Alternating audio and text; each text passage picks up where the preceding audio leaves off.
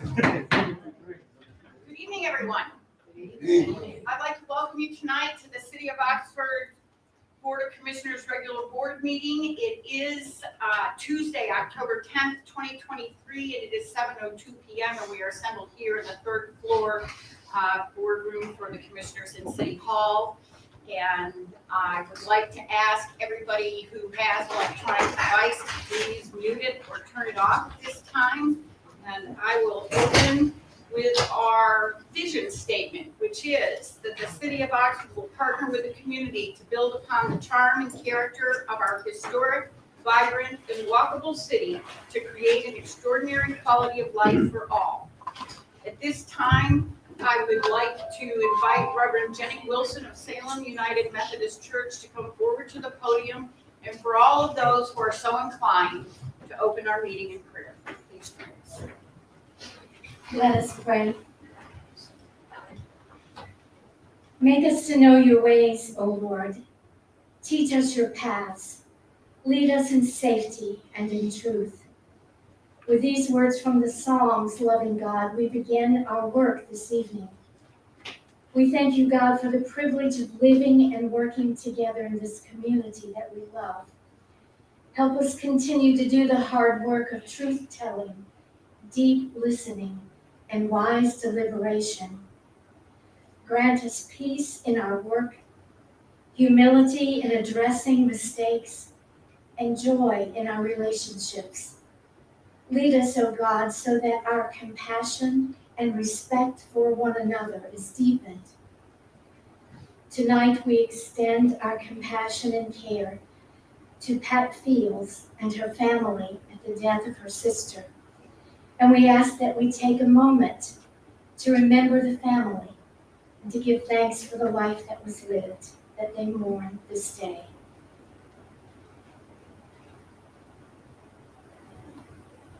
And now, O Lord, as we pray for our work, we also pray that you, Lord, extend your loving, merciful care to all of those in places of war this night.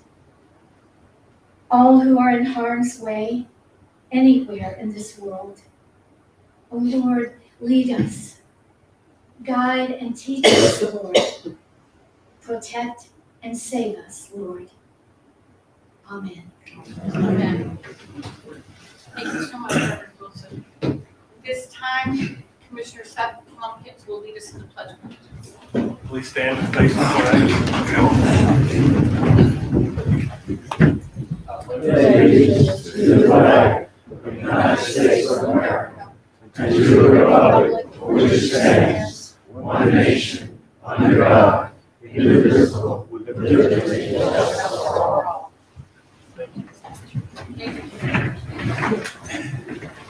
This time, we'll consider any adjustments to and approval of the agenda. I am not aware that we have any additions at our seats. So with that, I'll entertain a motion. Motion by Commissioner Tobey. Any discussion? All in favor of adopting the agenda as it is written, signal so by saying aye. Aye. Any opposed, like sign? Agenda stands adopted. In order to provide for the highest standards of behavior and transparency in governance, our board has approved a code of ethics to establish guidelines for ethical standards for ourselves and to provide guidance in determining appropriate conduct. Among those, that we should avoid impropriety in the exercise of our official duties and should conduct the affairs of the board in an open and public manner. I now inquire whether any board member knows of any conflict of interest or appearance of such with respect to any matters before the board tonight. If you do know of a matter of a conflict of interest or appearance of such, please state so at this time. Let the record note there are no conflicts. At this time, I'd like to move to delegations, and the first on the list, I have a number, so let me find we do have them in order, it's just me moving them out of order. We are going to do Yard of the Month, which we are pleased to award to Sheila Taylor of 119 Cooper Avenue. And And I would like to invite Sheila to come forward to the podium and we'll all give her a round of applause.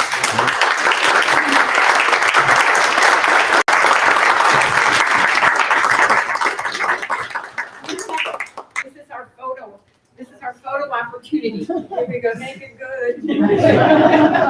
So let me tell you that Sheila Taylor lives in a townhome on Cooper Avenue and has done absolutely a gorgeous job with the strip of garden in front of her home, and it stands out among all of the homes that are on Cooper, and it is a great example of what one can do in any space to make it just and to make a difference for our community. So I'm so pleased that we are able to do this. We have a certificate that says Yard of the Month, awarded to Sheila Taylor of 119 Cooper Avenue with a photo of her beautiful display in front in recognition of her valuable contribution towards the beauty of our community, presented this 10th day of October 2023. And I see that I have not signed it. So I don't know how that got by me. Yes, right, we're gonna make it legit. Certainly knew that you were going to get awarded this. And so we want to give her a round of applause.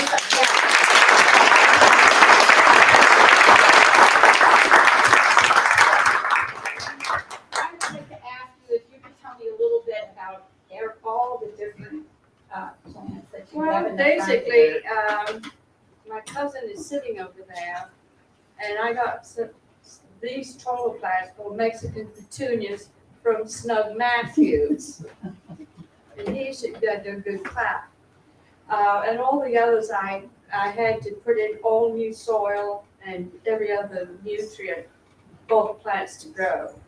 But I enjoyed it. It was a lot of fun. Well, you need to go by, please, because there are pots, there are various heights, there are various colors, and these African petunias are just Mexican, excuse me. Mexican petunias are spectacular. You need to go by. Thank you so much for making a difference in our city. We appreciate you, and we wish you happy gardening henceforth. Thank you very Oh, much. and we have something to present to you, Oh, right. which is a wreath for your door to go along. And I don't have one, so Very- this is great. There you go. Very, very nice. And please stay around because next is a drawing for a little more awards for our Yard Month. Thank you very Okay. much.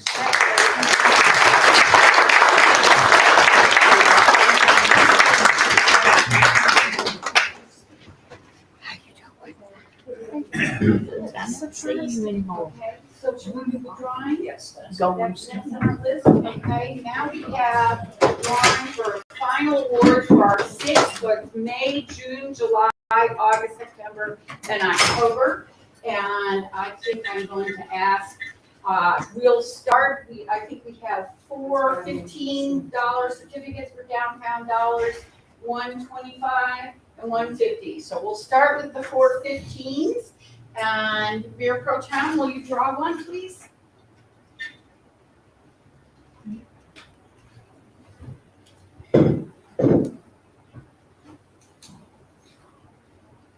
So the July winner, Betty Peace of 103 Leek Avenue, is the winner of one $15 certificate. Commissioner Lumpkins.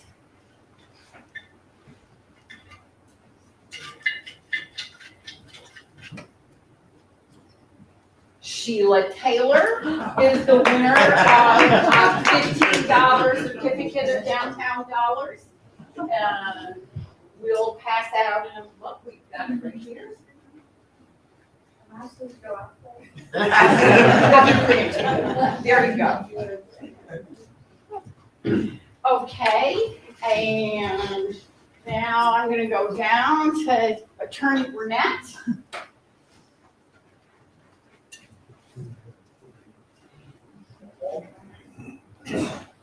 Lucille Perry, our August winner of 300 Coleman Street, is winner of another set of downtown dollars. And Commissioner Toby.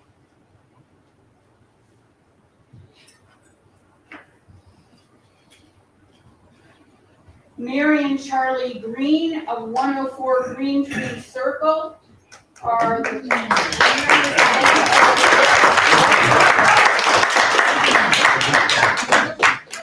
Thank you so much for coming, and thank you for beautifying Oxford.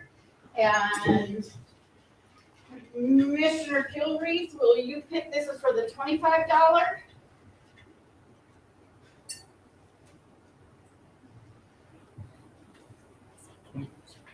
Maxine Cox of 217 Pine Tree Road, is she here? She just walked out the door. She just left? Just went up. Well, we'll make sure we get it for her, which leaves our $50 winner is the May winner, Ernestine Parker of 407 Prospect Avenue. Is she here? Ms. Ernestine is not here. Okay, is anybody else that I called their name that I missed? Because I'm terrible at picking people out in a crowd. Not here. Okay, excellent. Well, we'll give them all a round of applause again.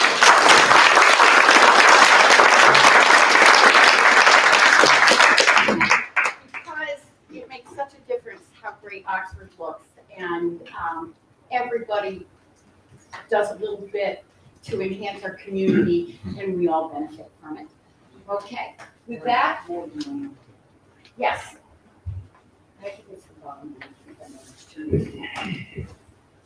Okay, at this time, we're going to present the City of Oxford Employee of the Month Award, which we call the Morgan Adams Wren Employee of the Month Award. And this time, an entire department has been nominated and won this award. So I would like to call up at this time the members of the City of Oxford Fire Department to come forward. We've got full-time members, part-time members, volunteer members.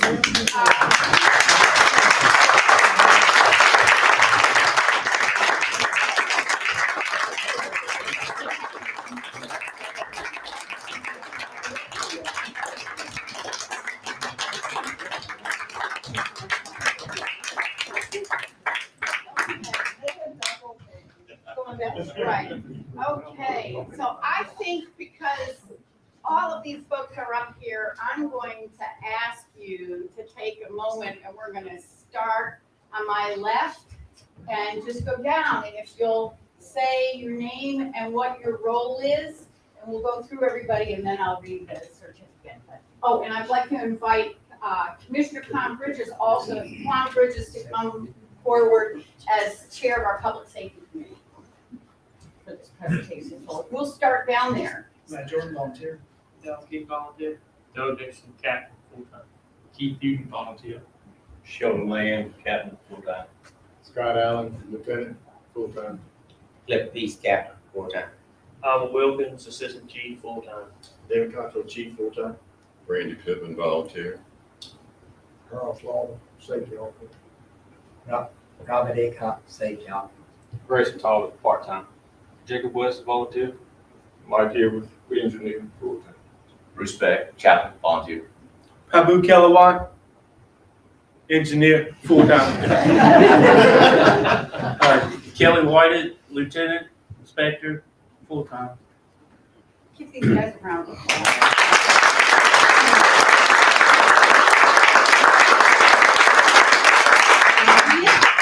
This is not the entire department. Our department has 41 employees. So the City of Oxford Fire Department, the City of Oxford celebrates the Oxford Fire Department comprised of 11 full, 10 part-time, and 20 volunteer firefighters. Hear that, 20 volunteer firefighters that come out when the call is raised. All who are invaluable and dedicated to preparedness and safeguarding lives. With the Morgan Adams Wren Employee of the Month Award for their unwavering commitment to keep our city safe, from trainings and education to inspections and fire response. presented this the 10th day of October 2023 by the City of Oxford Mayor and Board of Commissioners and signed by myself and Brent Taylor, our city manager. So please give them a round of applause.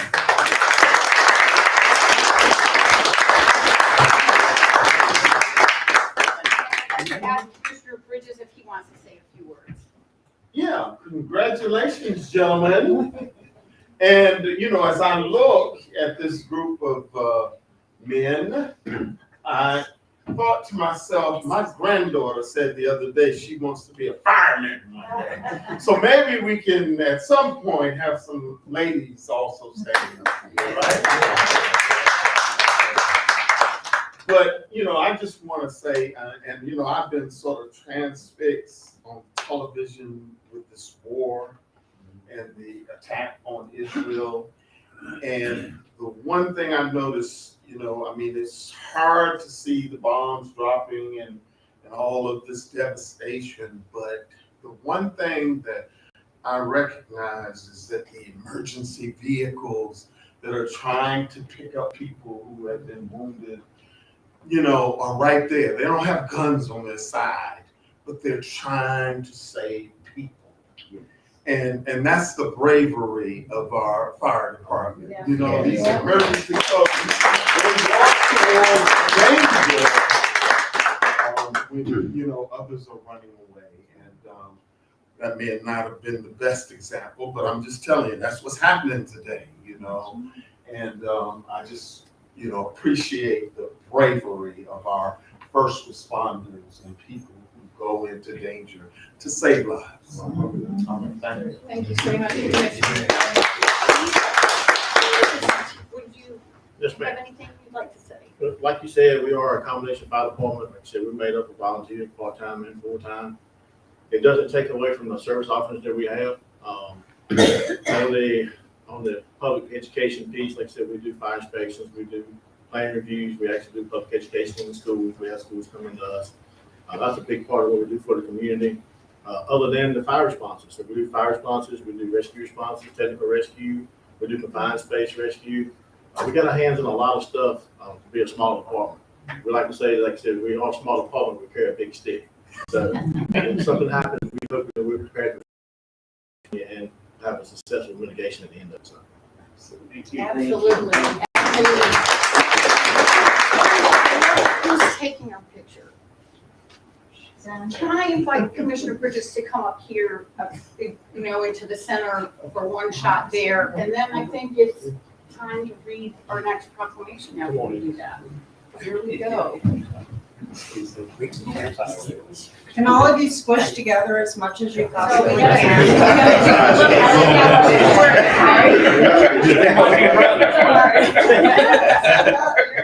It's not easy.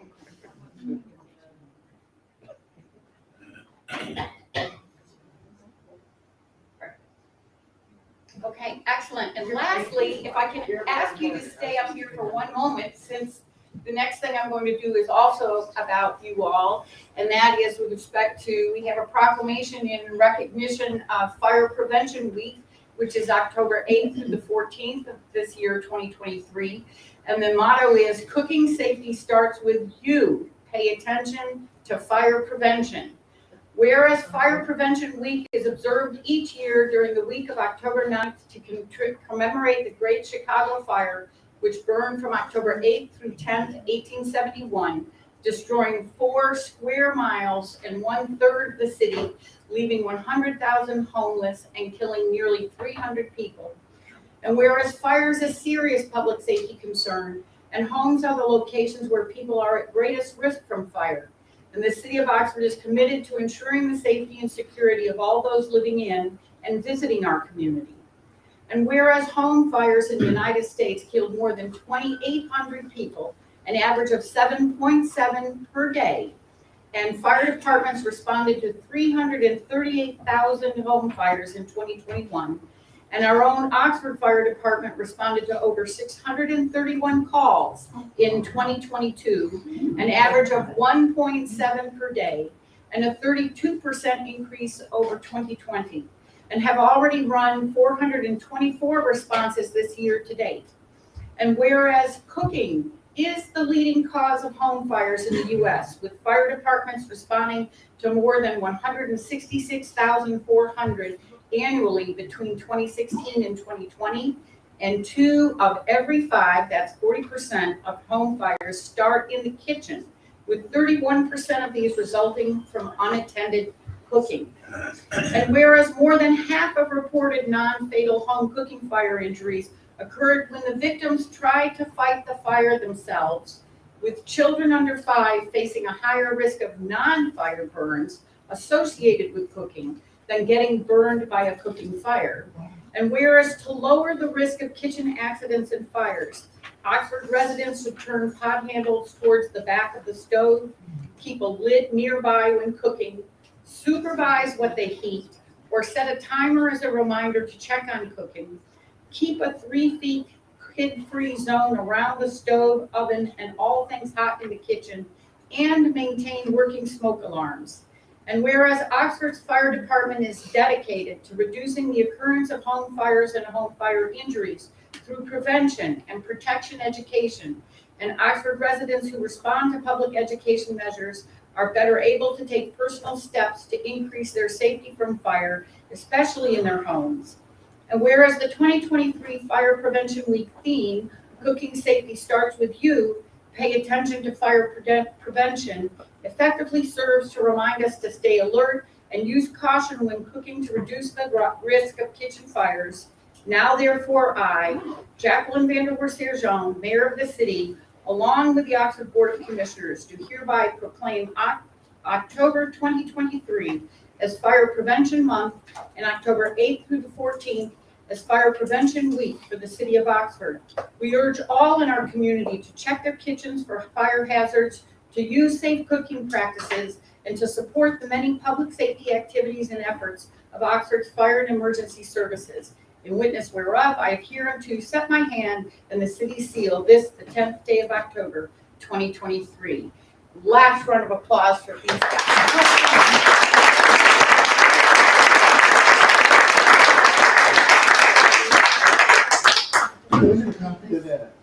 You can. It's got a lot of good information in there. It does. Okay, there you go, Chief. And thank you all very much for coming out, and thank you for what you do to keep everybody in the city of Oxford. While everybody's here, we're going to do a reminder at the end of our meeting of the fire department is hosting an open house in remembrance or honor of the Fire Prevention Month on October 23rd, which is a Tuesday night from Monday night. Excuse me, I apologize for that. 6 to 8 p.m. So come on out, bring kids, lots of activities, lots of demonstrations, lots of interesting things, and lots of fun. Okay, thank you so much. We appreciate that.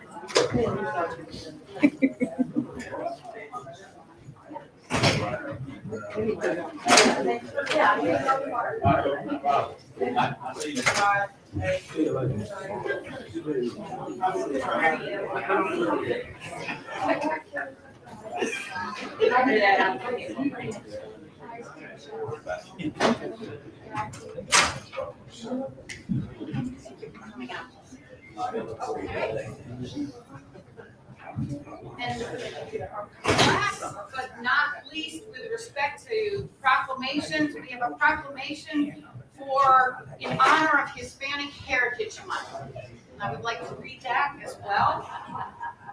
Everyone will wait till the door shuts. Whereas Hispanic Heritage Month celebrates the culture and contributions of residents tracing their roots to Spain, Mexico, Central America, South America, and the Caribbean. And whereas the observance of Hispanic Heritage Month was born in 1968, when President Johnson issued a proclamation designating National Hispanic Heritage Week, which in 1988, President Reagan expanded to last a full month from September 15th to October 15th. And whereas the 2023 theme for Hispanic Heritage Month is Latinos driving prosperity, power, and progress in America. encouraging us to shine a spotlight on the remarkable strides made by the Hispanic community in economics, politics, and societal advancement. And whereas the Latino community represents a tapestry woven from the threads of resilience, creativity, and the relentless pursuit of the American dream, and their contributions have left an indelible mark on every facet of American life, from art, food, and music, to agriculture, business, and politics. And whereas the United States now has its first Latina member of the Supreme Court, Justice Sonia Sotomayor, as well as 4 Hispanic cabinet secretaries, Miguel Cardona, Secretary of Education, Javier Becerra of Health and Human Services, Alejandro Mayorkas of Homeland Security, and Isabel Guzman of the Small Business Administration, all leading departments that oversee critical components of American life. And whereas the Spanish were the first Europeans to explore and settle the land that became North Carolina when Hernando de Soto's expedition in 1539 to 1542 came through Appalachia, followed later by Juan Pardo, who established a fort near present-day Morganton before Roanoke Island became colonized. And further, the Spanish governor of Louisiana, Bernardo de Galvez, joined General Washington's fight for independence against the British, and by 1945, over 300,000 Latinos enlisted in the American military to fight in World War II. And whereas the Hispanic population represents a rich cultural heritage of a wide range of nationalities and backgrounds, whose strong commitment to family, faith, hard work, and service has enriched and enhanced our communities. And we have seen the Hispanic presence in Oxford evolve from seasonal workers to home and business owning residents, including 4 restaurants that appeal across our cultures. Now, therefore, I, Jacqueline Vanderhorst Herschel, Mayor of the City of Oxford, along with the Oxford Board of Commissioners, do hereby recognize September 15th through October 15th as Hispanic Heritage Month, calling upon our residents to recognize that our diverse cultures enrich and broaden our experience as community members, and that Hispanic Americans add colorful threads to the fabric woven from the contributions of all our community members that creates the new unique tapestry that we call home. In witness whereof, I have hereunto set my hand and caused the seal of Oxford, North Carolina to be affixed this the 10th day of October, 2023.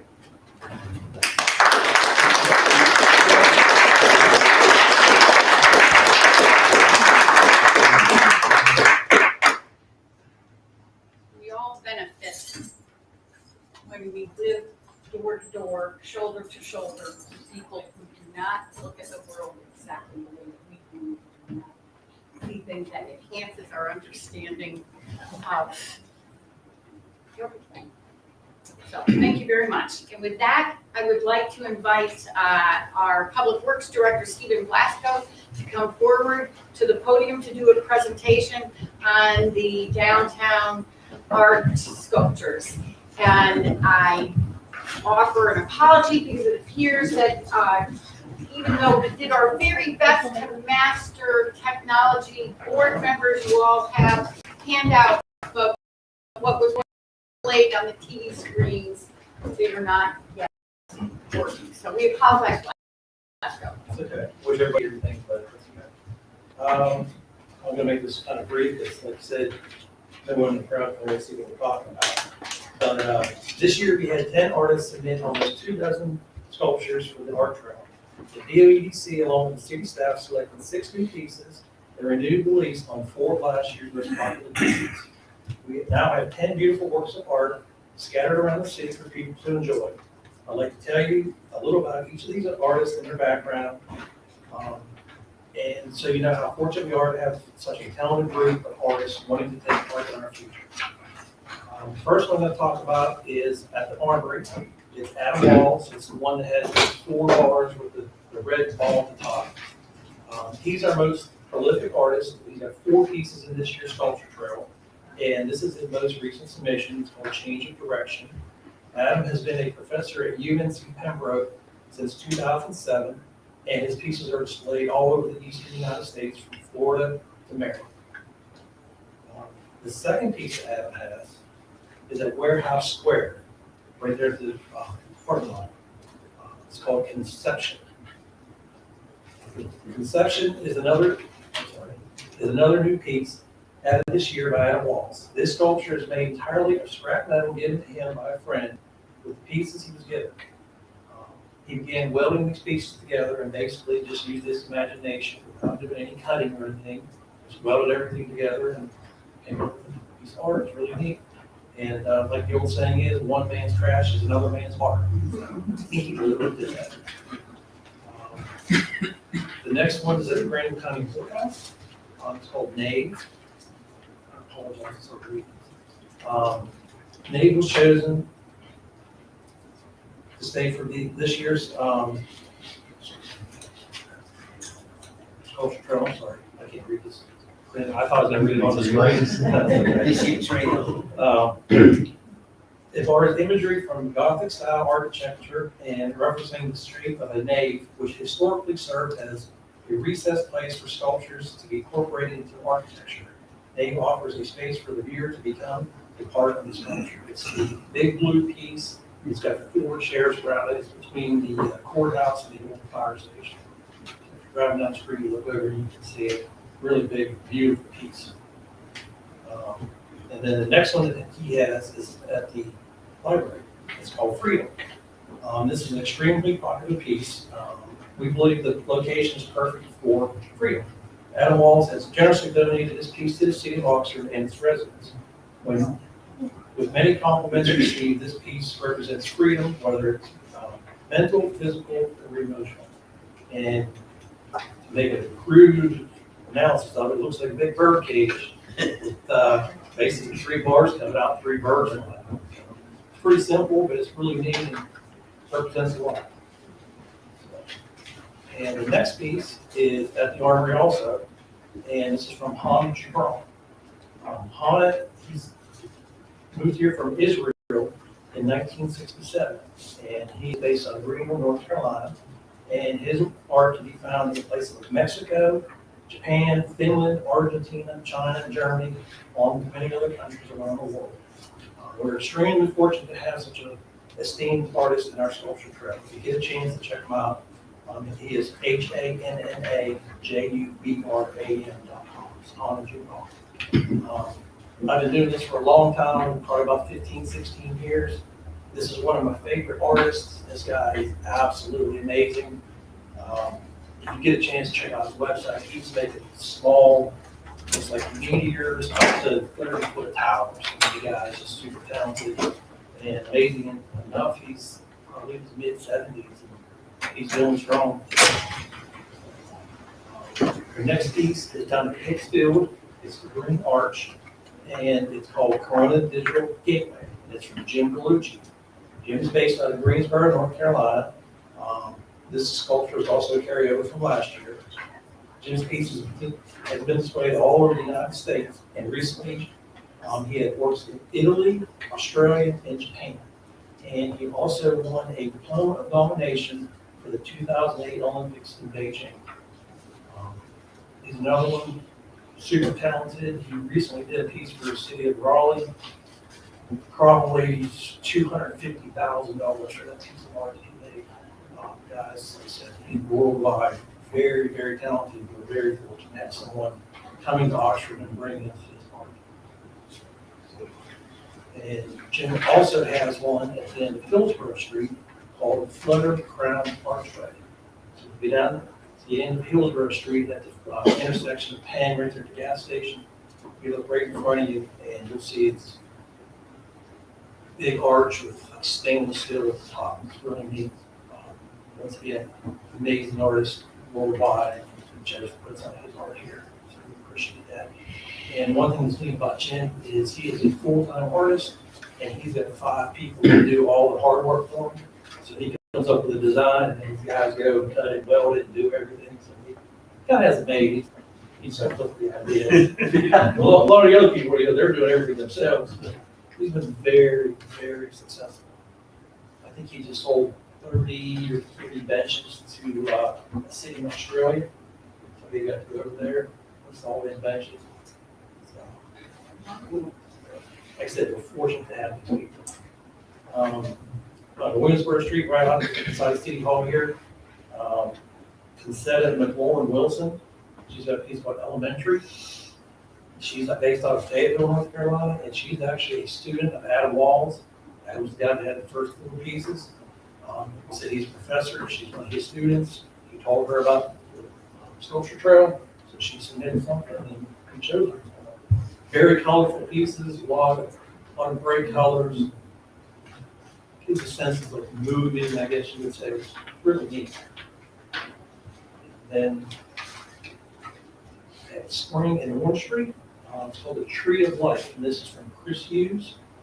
Chris started welding when he was 15 years old, and he recently retired for, I think he worked about 35 years at a bus station doing mechanic work, and now he's taking his passion of art and welding and everything else and combining everything together. I know some of this stuff looks kind of simple, but if you go over and if you look at this piece, extremely detailed, a lot of talent, and it's a lot of hard work. Then the next piece is Matt Amonte. He's in front of PNC Bank. It's called Mariposa. And once again, Matt has stuff all over the United States. And he is a professor at Pitt Community College in Greenville. And he is also a judge at the National SCHWA show in Pitt County. They have over 500 artists from 22 states that submit art. One of the biggest art shows probably on the East Coast, very esteemed, and he's actually a judge in that art show. So very talented, very well respected individual. And then, so I apologize, I don't have all these up on the screen, I really want to show everybody. I'd really like to thank the DVC, city staff, especially Alyssa and Sabrina, for all their assistance. They've been absolutely wonderful to work with. And without a doubt, the board of commissioners, because you guys support this, you make it happen. We cannot thank you enough. We really appreciate it. Bring a whole new life to downtown. So thank you for supporting us. And like I said, if we get a chance, stop by, check everything out. These guys are some of the best in the world, literally. Okay. Thank you.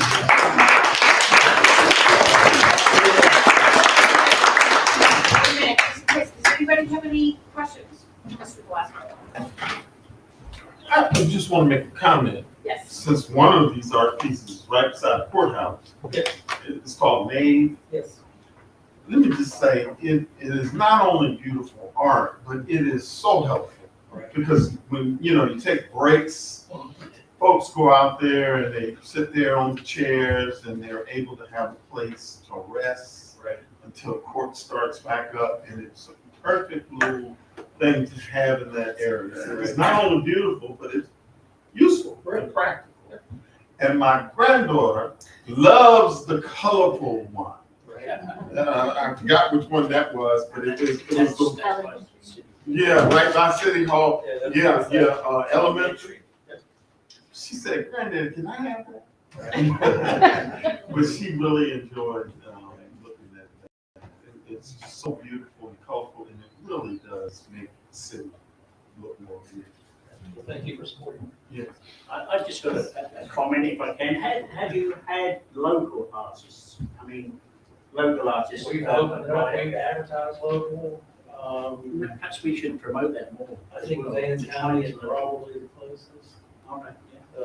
I see we tried, but Yeah, it's all right. I just wondered, because, Right. Oxford, let's try and promote Oxford as well. So right. Oh, we definitely. I appreciate everything you do. I see we have a question there. Yes, sir. Will the locations and description be on the city's website? Yes, we'll be on the website. You got an extra one of those little flowers? All the commissioners I've have got them. two. Okay. Very good. I was actually gonna ask if we could make sure that those pictures get put up online so that folks that missed the opportunity to see them tonight would be able to easily see them. So thank you for that question. Are there, yes, sir. I remember many years ago, on a house on the corner of Main Street and Front Street, there used to be a resident that lived there. The mayor might remember, and he used to have all kinds of welded metal art sculptures in his Patrick yard. Curran. I don't know whatever happened, so I don't know if he's still with Bill or he moved away. I entreated his family to have Patrick submit. He did those sculptures when he was in college. He took one class and immediately did that jousting night. It was very talented. You're absolutely right. Yeah, he was doing it before we even thought about it, right? That's right. But those sculptures moved when his parents moved over Oh. too. So that's why they're not. But thank you for bringing that up, and he certainly has talent. One last thing. Yes, sir. When we installed all these pieces, Sabrina came out, she interviewed all the artists, took pictures. We're gonna get all that on the website, so you can actually see the artists, and they talk about their piece, and their inspiration, stuff like that, so it's really neat. So as soon as she has that set up, it'll be on the website. That's great. I have another question, and I want to check, any questions on this end? When did Adam Walls make the decision to donate his sculpture Freedom to the city? 30, 45 days ago. Okay, wonderful. If you could share that, his contact information, I would really love to know. Okay, yeah, definitely. That would be great. And Thank you. hopefully I can talk them into donating Dave next year. One at a time. Right. It's really great. Thank you so much, Mr. Thank you. Glasgow. Thank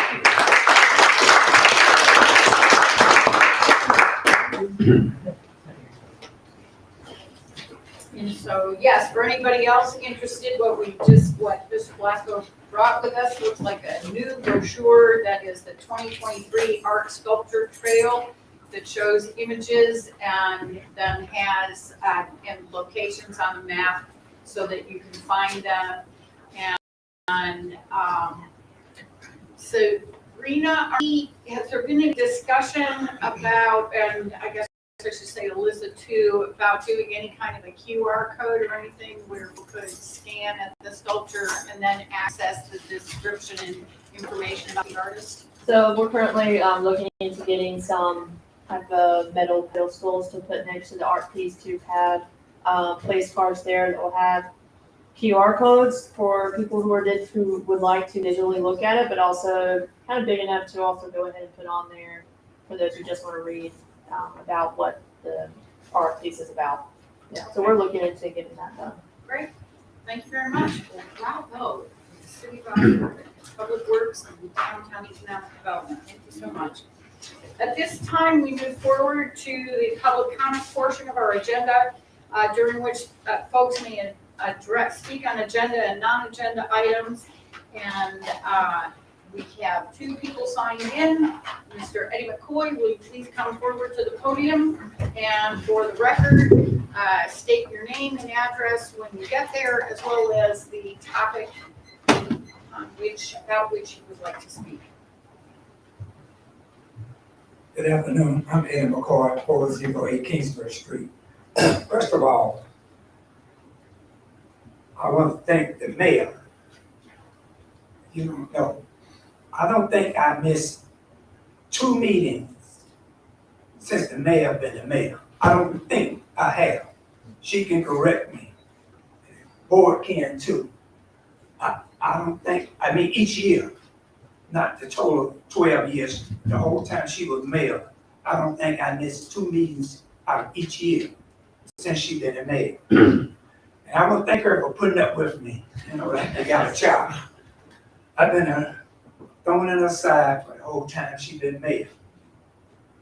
But she will tell you I've been a concerned citizen, and I will always be one, as long as I stay in Oxford and pay taxes, because that's my civic duty. Mayor, you'll always remember me, because I've been here with you. I was here before you came, I'm gonna be here when you go. I appreciate you. We had a long journey, but it was a good ride. And I'll miss you. And I'll be here for the next one. And I'll be here too. It's not what I don't like, or what I don't care, or what I was concerned about. I will be here. Do you think I missed more than 2 meetings out of each year since you've been here? I cannot imagine that you even missed that. And I've been here the last 2. I've been here having. Okay, My topic, what I want to talk about tonight is sweepstakes. Sweepstakes? Whatever they call it. It's too many. Okay, I think that I've never met the city manager, but he will be me, I will be meeting him first of next year. Mr. City Manager, I know you knew, you haven't been here a long time, but I would like for you to do one thing. And I would like for Ms. Geary and Mr. John Toth, they are ones running for election, so I can pick up them. They are two. I would like for them two to get with the mayor before they go, probably tomorrow. And chief of police, and Ms. Hard, whoever, I'm just calling names. It would be a good idea, and the city manager. They talk, how many of these we gonna have in this town? Is there people gonna come in and say, daggone, everywhere we turn, somebody can gamble. Okay. On Martin Luther King, I'm gonna take my time because it's serious. Martin Luther King, right down the street here. You wanna know why the man don't have gas pumps no more? You wanna know, you don't, I know you hadn't thought about it, but you ever seen it? Have you seen gas pumped out that station in the last 2 or 3 years? You wanna know why? You don't need to. He don't have no parking space, so he got rid of the gas where his customers would park. He make more money running a sweepstake parlor than he do. It's not, you know, if you live out up north in Middleway Box, it ain't nothing but the front. It's nothing but the front. If you go in there, you wanna know how I know I go in all of them. I gamble in all of them. So I know about it. There's no stock rooms. All it is slot machines and gambling machines there. You go to the one on McClanahan Street and Broad Street. It's no more stock rooms. It's gambling machines. So they said, well, we go to Hillsborough Street and said when the people come out of church, they can come across the street and gamble. Oh, that's a good idea. You didn't know that, did you? Go to Hillsborough Street, right across the street from the church. When you come out of church, all you just walk in the casino. That's what you do in Atlantic City, Ms. Geary. You wanna know? Because I've been to Atlantic City, and that's what we do. We walk out of the church into the casino, into the church. Pray that we lost our money, or pray that we win. You don't know why they're there. That's right. Now you're catching on to it. Okay, now you go up to College Street. There's one there too. You go to the food line. You probably not from food line. You didn't know you go buy your groceries, and while you drop your groceries, I'll call in for your groceries. You go gamble, and when you come out, you pick up your groceries. You ain't have to go in the grocery store and shop. Or you just call your groceries in, go gamble, and come back and pick up your groceries. That's a good idea. Boy, that man knows exception. He's smart. Nobody had never thought about that, did you? But you set in your car. More people go in that casino than they go in the grocery store. About the same. You want to know? Because I go in there and I sit there and watch them. Okay.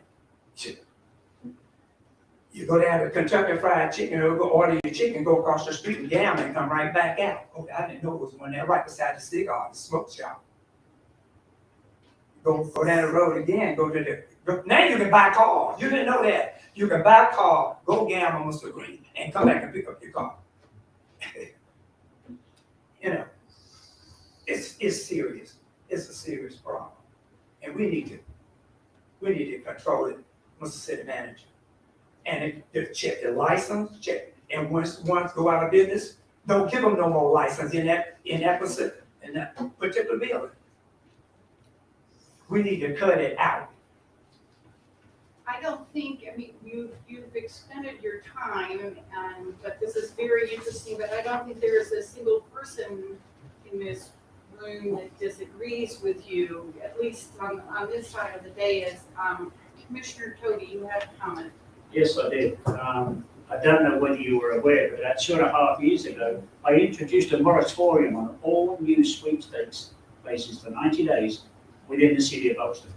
Then we incorporated it into the new UDO. No more new sweepstake places in Oxford. So we are working against it.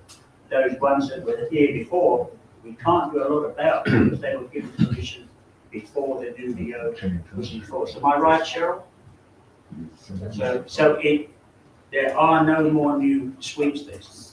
Some being built, My question though is, some being built in Oxford. are we aware of all of these locations? Because Mr. McCoy mentioned some locations that are a little bit of a surprise for me, and that, Commissioner Khan. We had a question come in from a concerned citizen a month or so ago about a newer sweepstakes location that opened up within proximity of a church. For the question on the city staff, and Mr. City Manager, correct me if I'm wrong, I think there was some inconsistency in the UDO between the table and then the language in subsequent chapters. Is that right? It's not allowed, period. Just not allowed. It's not. On the table, it is not allowed, but we do have some new ones that have been built and are operating within a certain distance of a church. I don't know, Greg, what was you recall our conversation or that email? There was a distance, I believe, between in the sweepstake establishments. Yeah. But yes, there's an inconsistency there with that and banning them outright.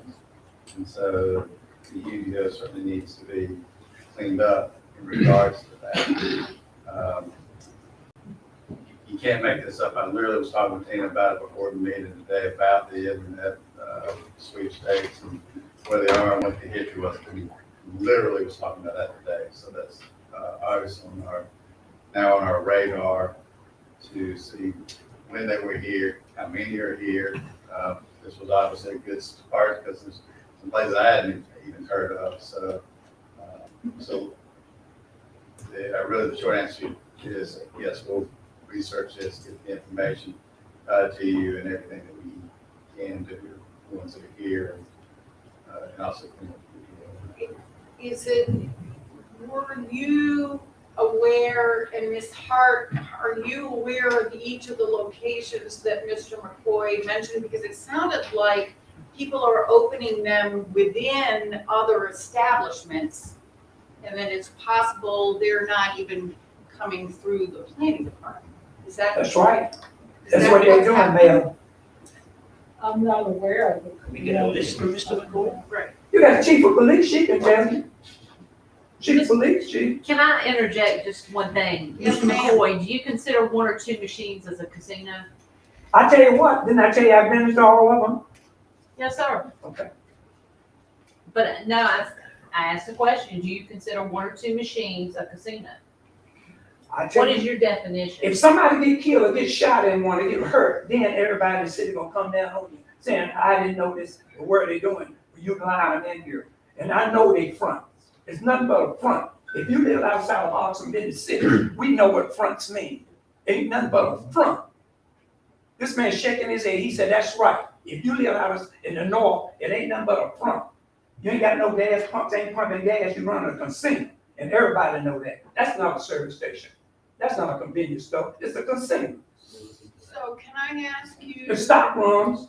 Mr. McCoy, that to get This is a serious. list, we are not disputing that at all. Would you create a list of all the locations that you know of and pass them on? Let this Gary and Mr. Toby, they running for city commissioner. They couldn't do it, they won't want my vote. Okay, so we just want to make sure that. I agree with you, sir. They won't want my vote, and I came in and told them, a good opportunity, that's a good idea. If they don't take that, they eat the whole cow, don't eat anything. I think we agree with that. If that's that many, there's too many. It's just against the UDO. Absolutely. But we're gonna look into that. Okay, good. Any further comments? I would like to just make one last one, and it's regarding your remarks at the beginning. Mr. McCoy, you have not been driving me crazy. Oh, I thought you forgot about me. I just, no, no. I thought you forgot about me. I have to. Give me my flowers. saying that I completely agree. This is the public place and forum for people to speak about their concerns. And so it has never been a trouble or a problem that you have exercised that right. We would probably be better off if more people came up to the third floor of City Hall to speak their minds. You So made thank my you. day, Mayor. Yes, thank you very much. And with that, before I forget, we also would like to now invite Stuart Powell to come forward to the podium. And if you would like to please state your name, your address, and the purpose or topic which you would like to discuss for the record. All right, Stuart Powell, 301 West Warndale Drive. Next time I'm gonna sign up for Mr. McCoy, because he's both here. Good speaking. Today I'm talking about grants. I brought up grants and grants writers over a year ago. Commissioner Lumpkins brought it up at the annual retreat this year, and it came up, Mayor Sargent was at the county manager listening session, and I asked about their grant writer because the county is splitting one with one of the other municipalities. So they're actually splitting a grant writer. I think it's really important for the city to invest in a grant writer. From the city board perspective, you're stewards of the public purse, and this is an opportunity to invest in the city by going after external funding without having to raise taxes.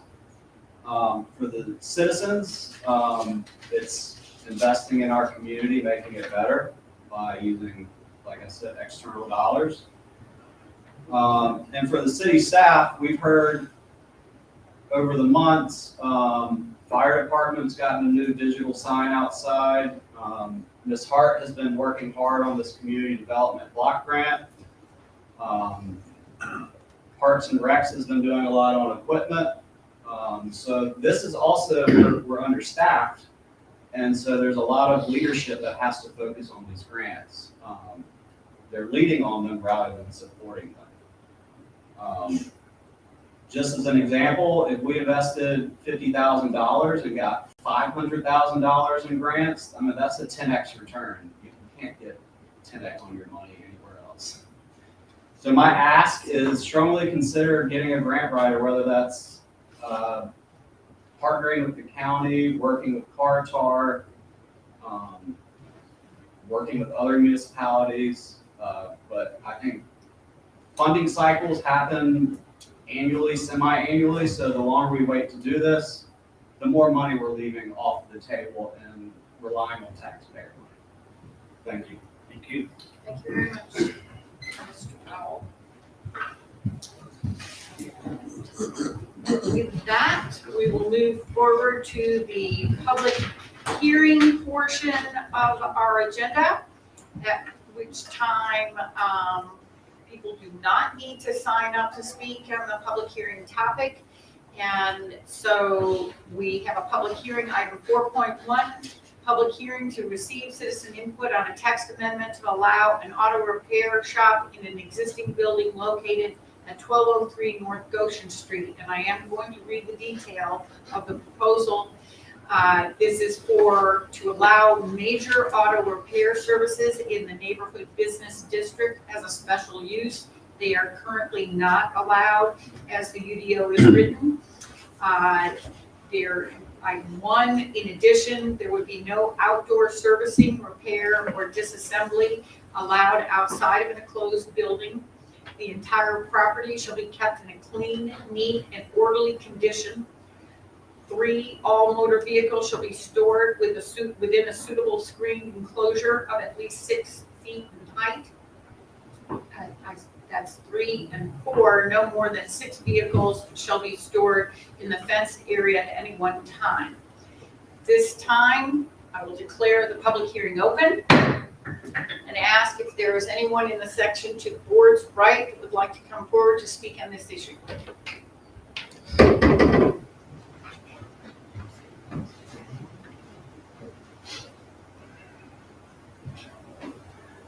I'm Eddie McCoy, 408 Kingsbury Street. I do not live in that community, but I'm a concerned citizen. If you go to Hardee's and go to Walmart. You don't have to drive a half a block. I swear to God, you can't get down the street with used cars all around that garage. I didn't thought about it. But if they're gonna look like that place, I don't know the people in that community. I know they didn't know what was going on and didn't realize what was gonna be in their community. They're gonna say, I didn't know this was gonna be in my community. I didn't know it was gonna look like this because that shop shouldn't have been there either. You take these people and they come in here and they tell you one thing and do another thing. And you don't police it and you don't control it, it gets out of hand. You go to Hardee's and go where the used car lot and the next auto where the general work on cars. It is too many, it's got 100 cars just a lot. All out in the street everywhere. If it's gonna look like that, I don't live up there, but I said no.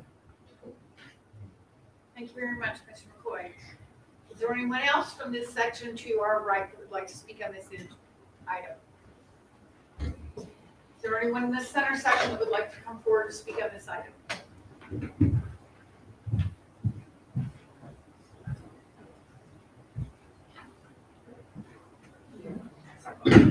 Good evening. My name is Keisha Satterfield. This is my husband, Wilbur Satterfield. Sorry. Can speak for himself, sorry, y'all. For the record, can you state your address? Yes, we live at 95 Silstone Drive in Franklin, North Carolina. We were both born and raised here in the Oxford area. We are coming back to the area. I want to state we are the people that are trying to get into this building. Okay, so we are very, very aware of what Mr. McCoy had mentioned, and we finally rode around to see a few things, and we understand the importance of keeping the city clean and neat. We lived in Durham for 20 years before we moved back here 3 years ago from Franklin, that's Franklinton.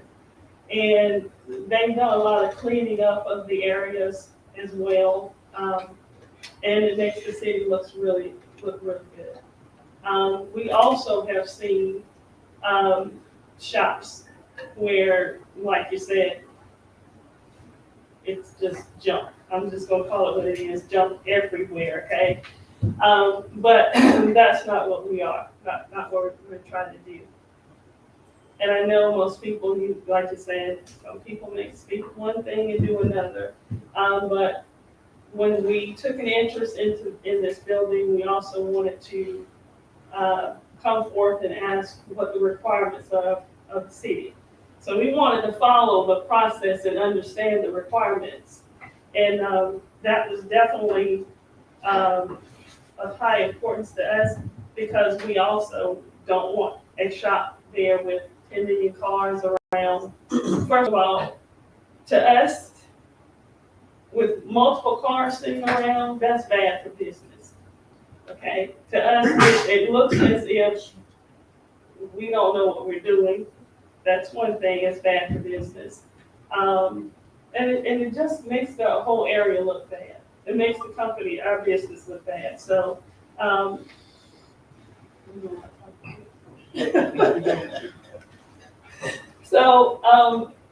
my husband has a transmission business. He rebuilds transmissions, all foreign, domestic. And we are just trying to find a space because, as I stated to the planning group, we call him the traveling transmission man right now because he has clients and contracts in Durham and Franklinton, Roxborough, and Youngsville. So he goes there to their shops and he does his building when they call, okay? And what we're trying to do is get one location for everyone to come to us. So we've searched around in multiple places for a space and we came across this space. Hence the reason why we're even here today to discuss with you guys, what we're trying to do. Some of the items that you have on your list, we had a conversation with Ms. Hart who came up with these items. And one in particular, they were talking about the screened enclosure, 6 feet, I guess with maybe a fence 6 feet high. We understand there is a fence already in the back. And we went out and actually literally measured it too, just to be sure it's close to 6 feet, and it is. But we also understand, because in the planning department, they had mentioned about the family diner and wanted to make sure everything remained. When people go to eat there, they don't want to look across and see something, eyesore sitting out there. And we don't want that either. So that was one of the main items that we all, he and I especially, are sticklers about, is just making sure everything is organized, everything is clean. Clean and neat and organized. And the work that he does not allow for car parts and pieces and everything to be laying around. And then I want to speak also on how we're planning on scheduling things, okay? The main thing is the same way he's doing right now, we are actually having people call and we schedule them and let them know when they can bring their vehicle. We're really not into and will not allow anybody to just pop up and say, hey, something's wrong with my car, and drop it off. Because we have a plan of how many cars we're going to try to take in each week and turn those around, and then we'll be letting the ones that have called know when they will be able to come in. So we're setting up a schedule for everyone that calls us when is a good time to bring it in, and we can take care of it at that point. Did I miss anything? Oh, the fence. I got started on the fence side. Sorry about that. Also, we understand, like I said, we're born and raised here in Oxford, so we've seen that shop out there, we've seen the fence forever. The owner, I guess, finally got the area cleaned up really well. It was cars back there. I guess that might be a concern as well. So, two things. Our plan with the fence, we've already looked online on Amazon. They have what they call a privacy screen. It looks almost like a tarp. And our plan is to enclose that with one of those privacy screens. That's the first thing. And then the second thing with the fence is, our plan is, like we saw here, that space is big enough, the building is big enough to have house 6 cars on the inside. So we can lock them in, and that's good for safety reasons as well. And then if we have to utilize that fence, our goal is for after our weekend where someone wants to bring their vehicle and we've approved it. They call us, we approve it, we'll be there to let them in that fence. The other reason that we would probably utilize the fence also is for someone to pick up their cars. So that's the main thing I wanted to actually, put out there as well. So we appreciate your time. We appreciate the planning board's time to at least listen to what we're trying to do. And what we're trying to do is something different because we also want things to remain clear as well. Thank you. Thank you. Yes, sir. Commissioner Bridges. Yeah. It sounds good. And I guess my question is, will y'all be actually working in the building, both of you? For a while, she probably be working with me for a while. You gotta get the I'll be business doing all the work. established. I'll be doing all the work. Right, I understand. You're the mechanic, you do the work, on the transmissions, but will you have someone in there also working along with you? Probably later on. We have to hire someone. Yeah. All right. Have y'all ever had a physical building for your business? This will be the first time. This is the first time. Okay. We're coming in with ideas, because even before we ever discussed this, he and I, have agreed, it just looks bad. You got cars sitting around that's really not good for business at all. It's not good. So you're investing a lot of time and money into this. Yes, ma'am. Quick question. Yes, sir. So is it just transmission work, or are you doing other types of automotive repair? I can't do other motor vehicle repair, engine work, brakes, basic mechanics stuff, but I'm trying to focus on transmission. Primary is- Yeah, okay. Thank you very much. My only comment is that the previous owner operator there was a one-man show. And hadn't lived in that area approximately I ain't gonna say it. Some years. Yes, ma'am.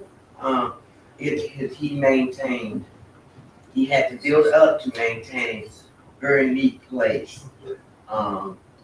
You really didn't know it was a paint body shop.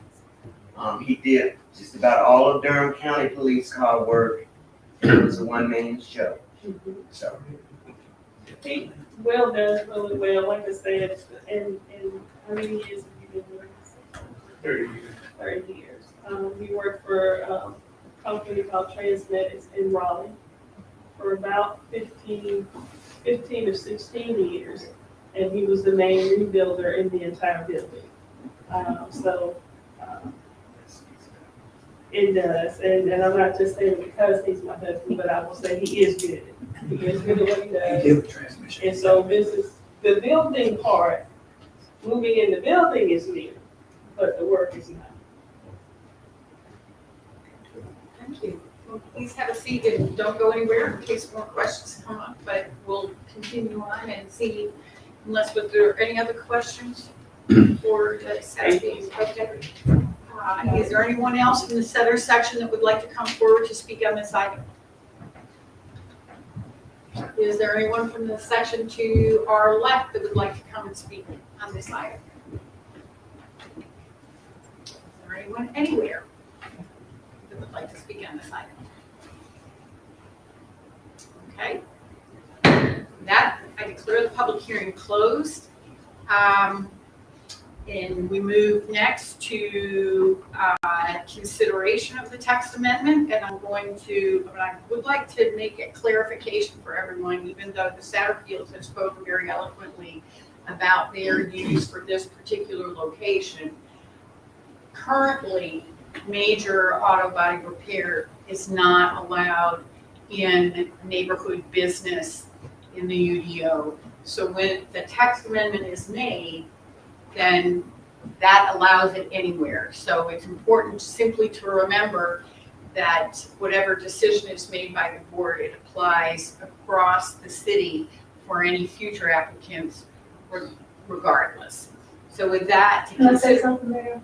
Yes, ma'am. So although it does open it up, this is with a special use and with a special condition. So Yes. everywhere will not be able to meet these conditions. Correct. Thank you very much for that clarification, Ms. Hart.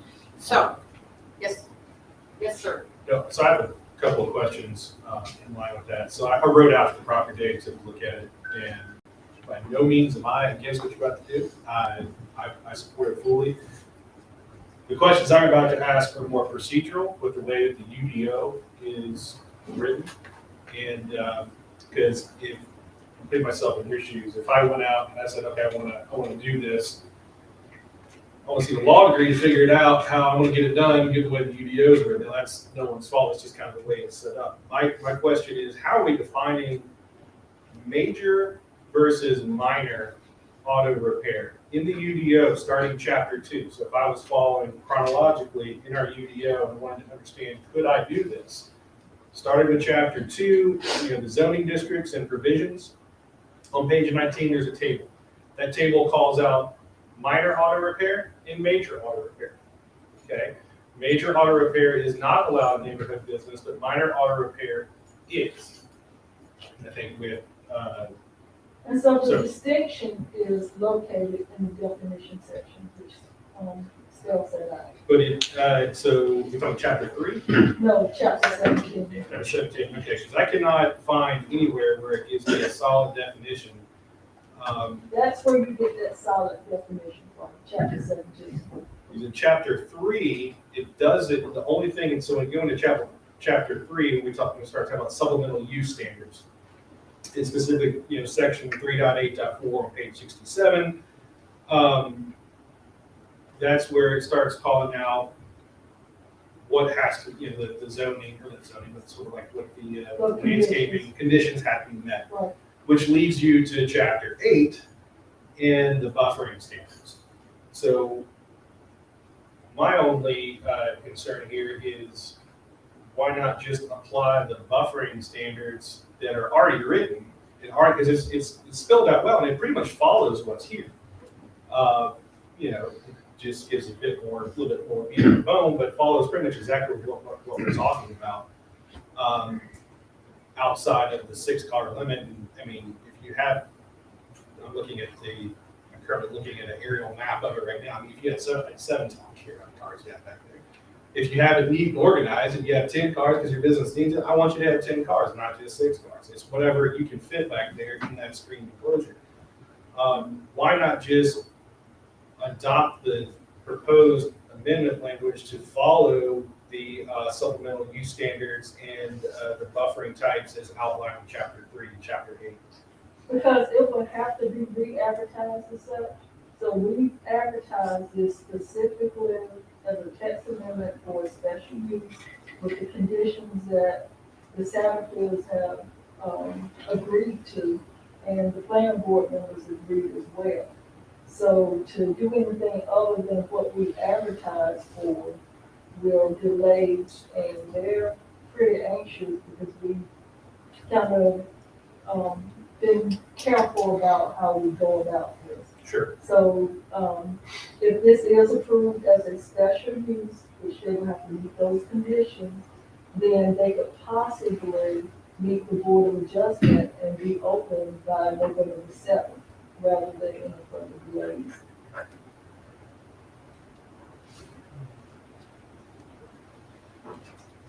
Ms. Hart, can I follow up though, because I asked you last Monday if the board wanted to apply additional requirements like landscaping or so on. You said yes. So in my conversations with Mrs. Satterfield, we talked about the buffering around the fenced area. And she was agreeable to it. And so that would be one of the conditions, along with the others that you read out, was landscaping around the fenced area. And I think that would take care of anything that's not listed. Can I ask you? I'd like to also, I guess, kind of understand specifically what you're looking for. We're putting the privacy, what do you call it? Screens, excuse me, thank you, around the outside. So what specific area of the fence maybe needs the landscaping, and if so, are you talking shrubbery or whatever? Because when you plant shrubs, it takes a little while before they get big enough to. So that's kind of what I was talking about, right? Because that's where the confusion comes in. Now, again, I have no issues with the plan as it's presented. It's just that it's from a layman standpoint, or from my standpoint. I'm like, okay, I want to do this thing. Because I try to go on this little adventure that you have to go on to figure out how in the heck you're going to make it happen. We had the special request come before us, so I try to go through the UDO the same any citizen. And frankly, it's confusing. And this is how we run into issues like with the sweepstakes. Things where things become gray, or it's not spelled out right, or it's open to interpretation, things of that nature. I think any person should be able to pick up the UDO and You follow the sections, okay, I want to have an automotive business as defined as major or minor.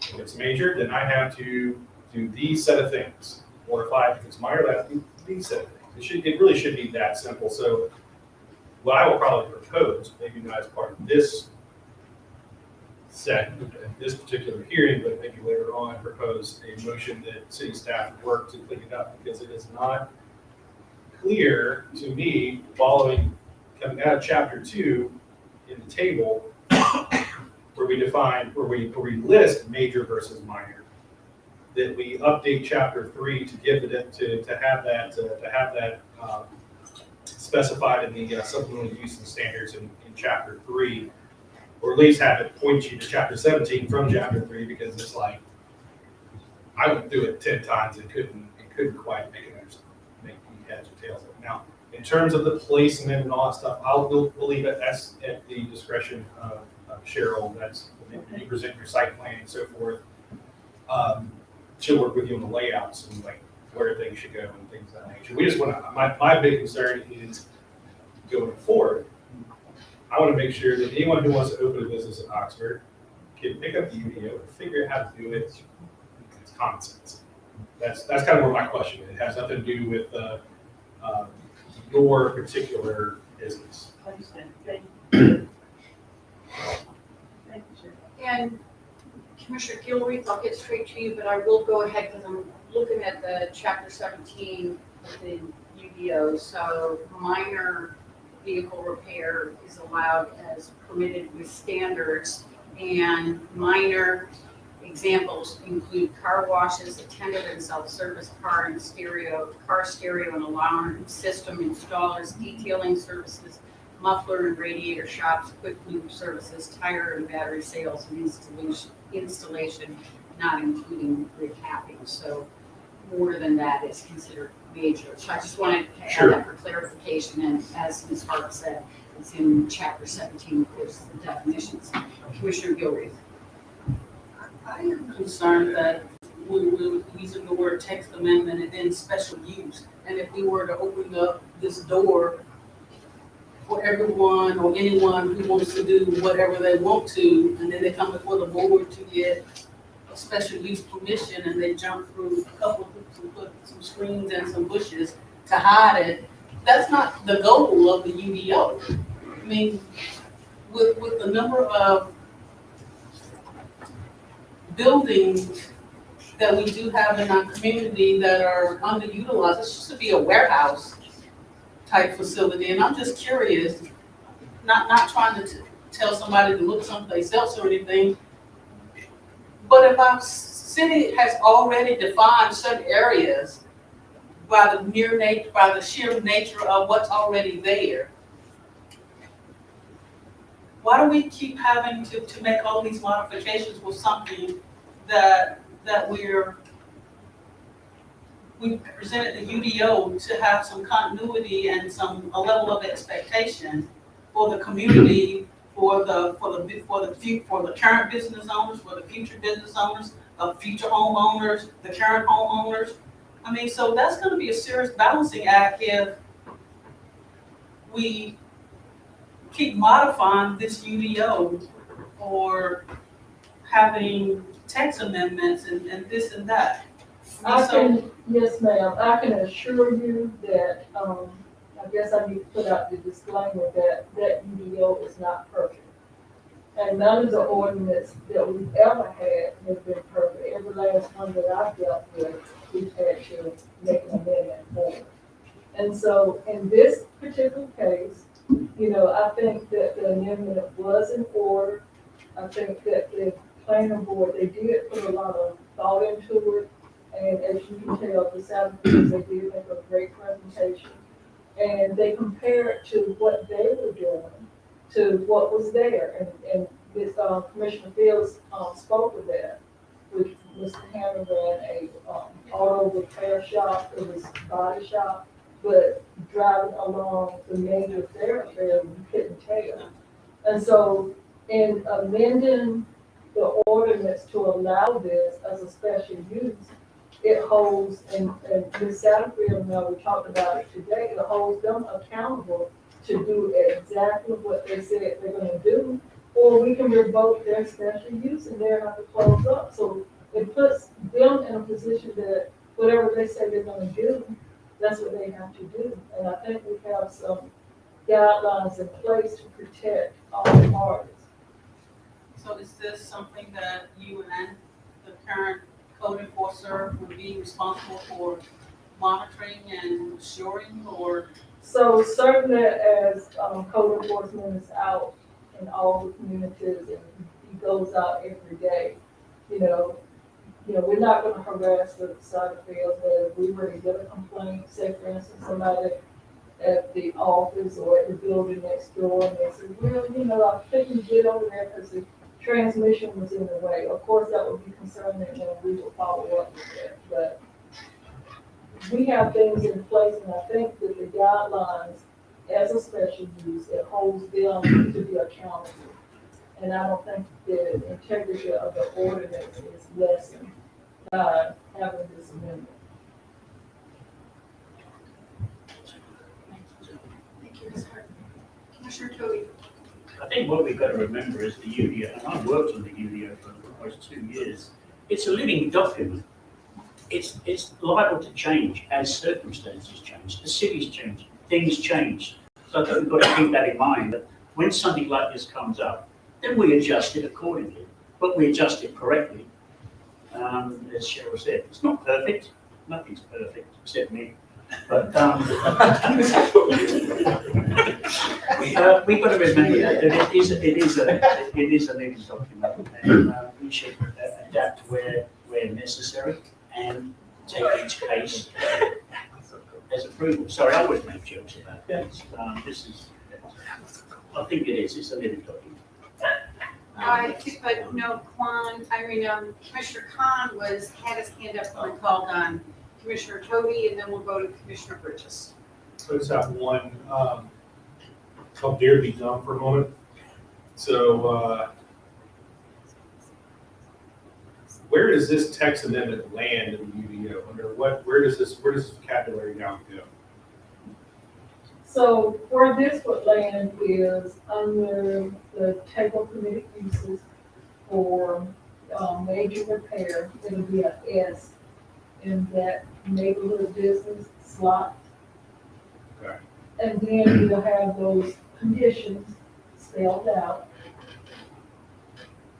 And that's where it will land. So you're That's how it talking would about, be. so you're gonna have it land in what, chapter 2 and chapter 3? As Those tables? Well, as an S in chapter 2, and then we'll have those conditions under chapter 3. Okay, yeah, because it's currently missing under chapter 3, there's not major repair under chapter 3, which is where I was assuming this was going, so I just wanted to make sure.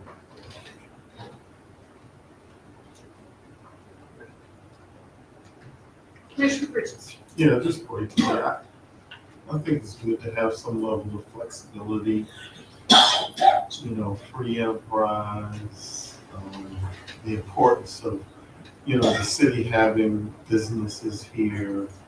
We probably have, some buildings, empty buildings we'd like to have businesses in. And, I think some level of flexibility is good.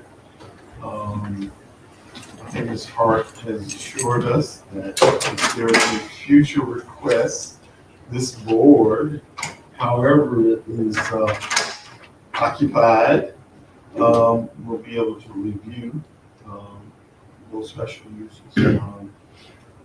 I'm convinced that this couple want to run a good business and will follow the guidelines.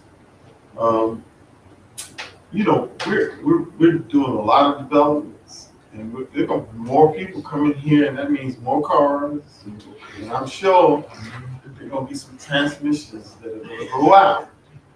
So I think it's good for the community to have this additional business.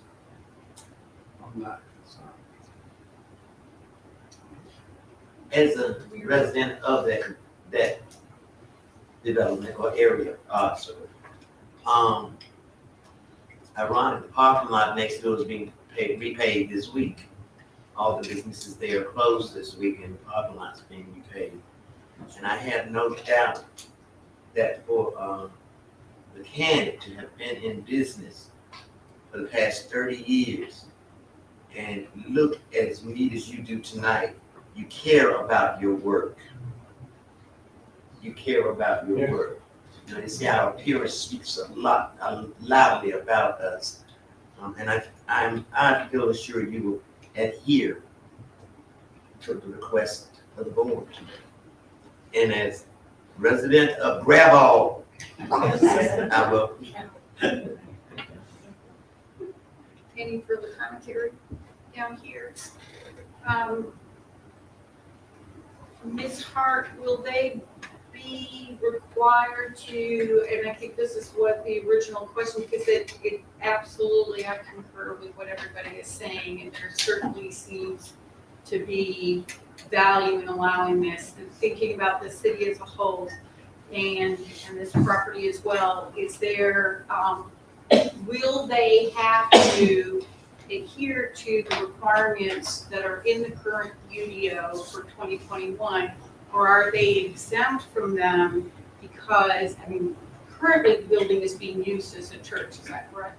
One hand, Just one hand? just one side.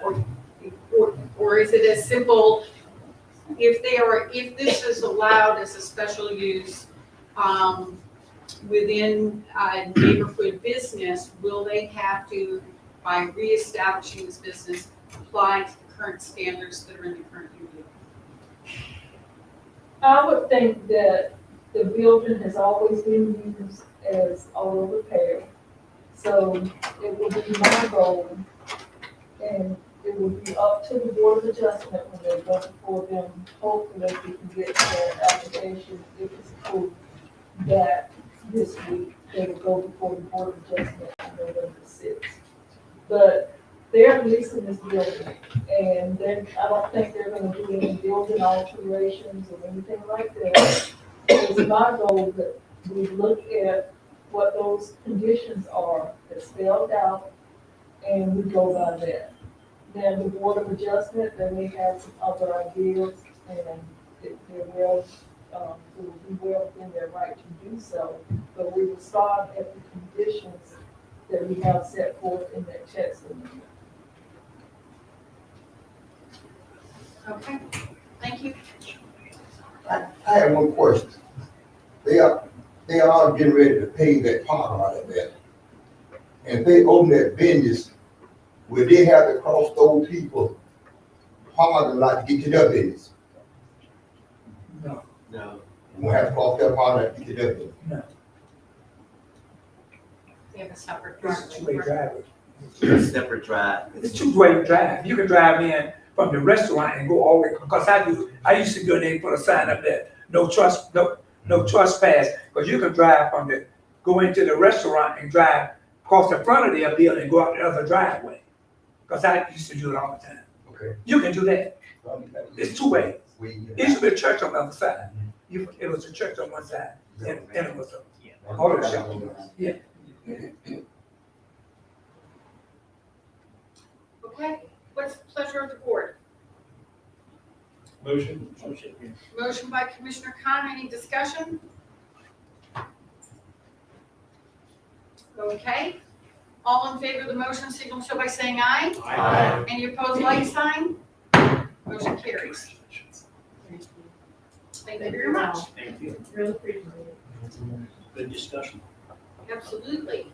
At this time, we move forward to item 5.2, which is to consider approving the selection committee bylaws and list of applicants for CDBG, that's Community Development Block Grant number 21-C-4021. Bylaws are required to be adopted as part of the CDBG program. Included in the bylaws are the members of the selection committee and the homes selected. Staff recommends approving the bylaws and list of applicants. And you have support information in the attachment labeled Selection Committee Bylaws doc. What is the pleasure of the board? Motion. Okay, that was a motion commentally by Commissioners Toby and Bridges. Any discussion? All in favor of the motion signal so by saying aye. Aye. Any opposed, like sign? That motion carries unanimously. Item 5.3, consider calling for a public hearing for the November 14, 2023 meeting. The public hearing will be to receive citizen comments on the conditional rezoning for Knott's Grove assemblage from residential agriculture to GR5 conditional use located off of Knott's Grove Road under the Conservation Development Standards. And we are encouraged to call for a public hearing meeting at the November's regular board meeting, and you have multiple attachments. Knott's Grove site concept flat, dated 4/25/23. Knott's Grove building elevations PDF, 7/20/23. Knott's Grove 26, 11/39/18 PDF, dated 9/23. And the planning board recommends at this time, of course, I think that might be an error. I think it might be staff recommends calling for a public hearing. What is the pleasure of the board? Motion. Motion by Commissioner Khan. Any discussion? All in favor of the motion signal so by saying aye. Aye. Any opposed, like sign? That motion carries unanimously. Item 5.4, consider calling for a public hearing for the November 14, 2023 meeting to consider a conditional rezoning request.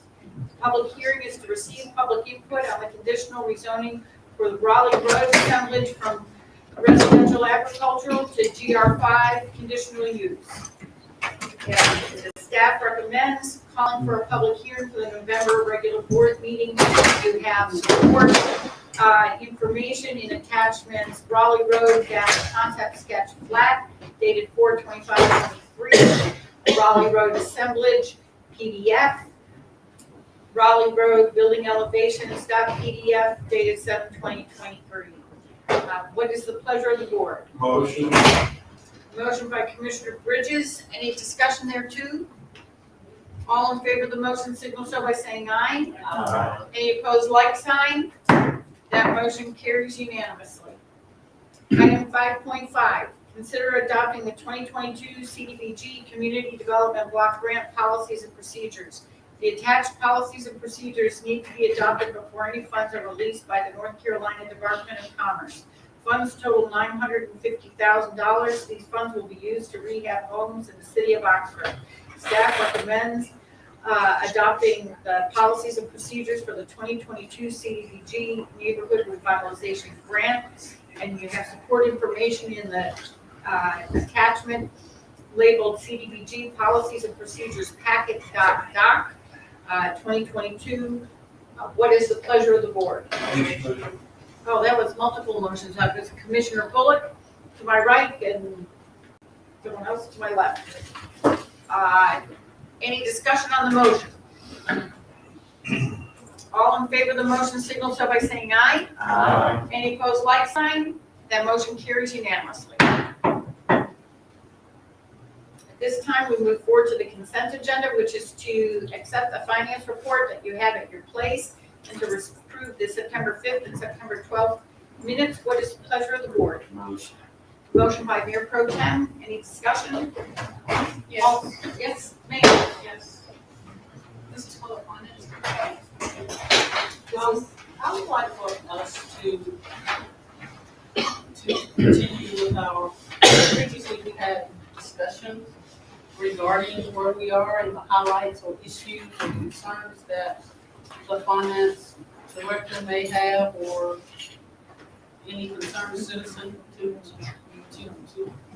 present it in that fashion versus just having the consent agenda. Put it back on the agenda. So I think at one point, the board had kind of thought we might rotate through departmental reports. And so there was, at that time, and this was several months ago, the decision might have been before Mr. Taylor came. It was. To, do a department like we had Public Works. And then sometime are you hoping for more frequency so that finance would rotate can, like maybe once a quarter, I think was the discussion. Yeah, Yes, that's what I Commissioner? remember, we said quarterly. Quarterly. Right, and yes, that, our clerk spoke and says we were kind of giving our finance director a chance to get it. So are you okay with quarterly? Quarterly is fine as long as we keep track of what quarterly really means. Okay, you know, like when it's due to have a big discussion and then we're gonna cover 3-4 months. So does that mean 3 months or does that mean 4 months? What does quarterly really mean? Quarterly is 3 months. So every 3 4 months. quarters. Yeah. I mean, it depends on how you want to do that. We'll do one of the first, but anyway, we're good. Is that okay? Ms. Trexler, are you ready to be up to bat, in the next month or so? Sure. No, I will try my best. Don't let me twist your arm. I mean, I just didn't want it to just fall off the radar screen. Right. That's all. I mean, and I talked with her in advance. Okay. But anytime you have questions, feel free to call me. Okay. I do have one request. Can we, prior to you, Ms. Drexler coming on, we used to get these, we used to be able to, we had a section which was like the fund balance section that let us see what the various balances were across general fund, banking accounts, interest accrued, things of that nature. Were we able to get that into this chart? I will, but on the next set. And the other thing that we've talked about in the past is keeping track of expenditures that has an impact on the fund balances with regards to the ARPA money. When we spend that and how much is left of it. I think we need, I think the board needs to set a separate work session to focus on what the money and what the interests are. Well, in the previous meeting, we talked about having running tally.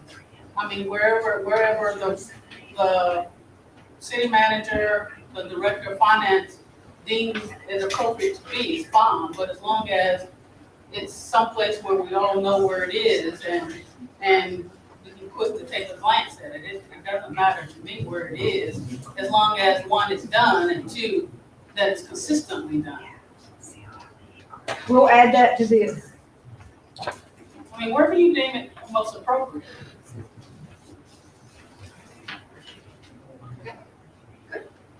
Excellent. Any further discussion? Okay, all in favor of adopting the consent agenda, signal so by saying aye. Aye. Any opposed, like sign? That motion carries.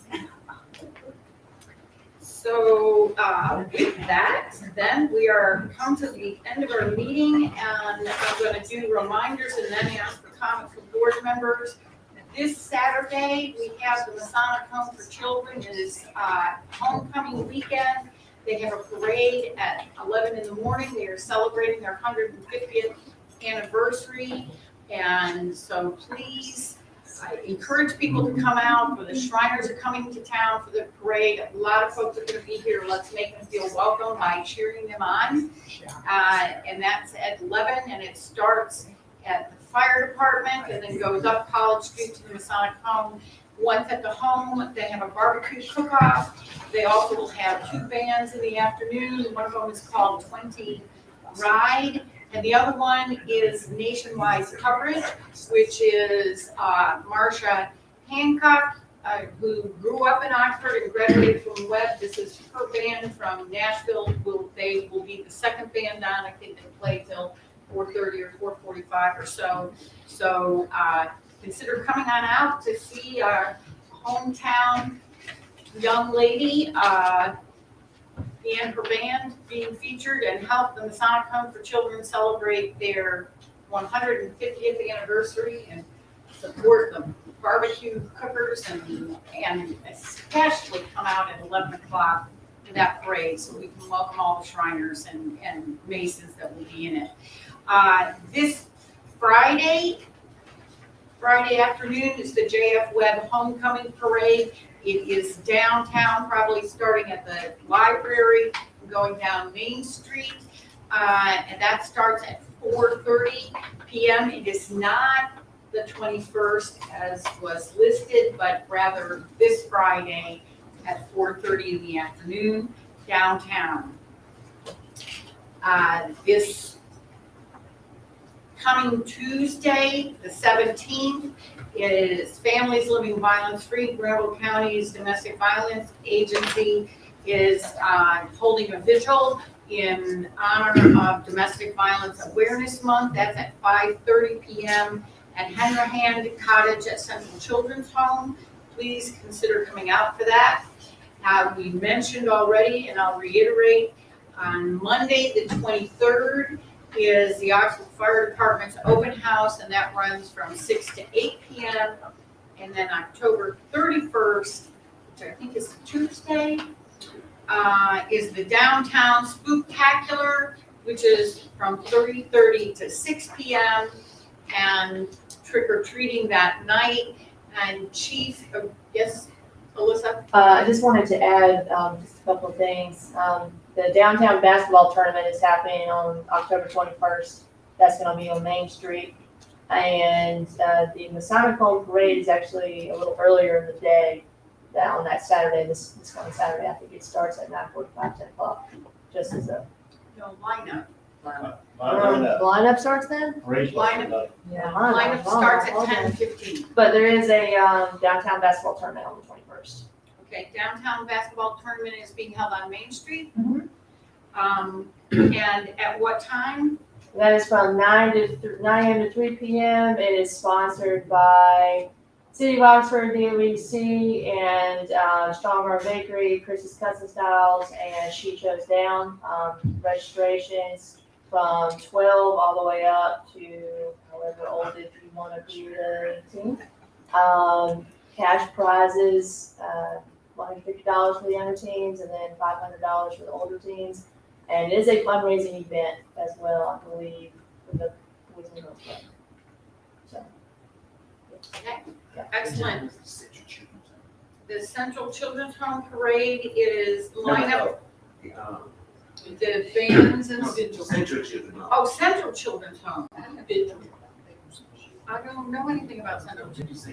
No, I said Masonic Home for Children. No, you said violence. Violence. Oh, got it. I'm so sorry. I'm so sorry. So the vigil for domestic violence is Tuesday, October 17th at 5:30 PM. Yes. And that's at Henrican Cottage, which is the two cottages on the right off of, it's the second one off of Antioch. Okay, excellent. I apologize. That's okay. There you go. And I think what must have happened is basketball tournament got mixed up with JFW's homecoming, because that was what was in our thing, that it was from 9 to 3. Okay, excellent. So I was going to ask the police chief, are there, No, I was gonna say, well, go ask your question, because that's relevant. are there hours that you like to encourage people for trick or treating at night? Between 6 and 8. Between 6 and 8 PM? Yes, ma'am. Okay. Yes, Commissioner Khan.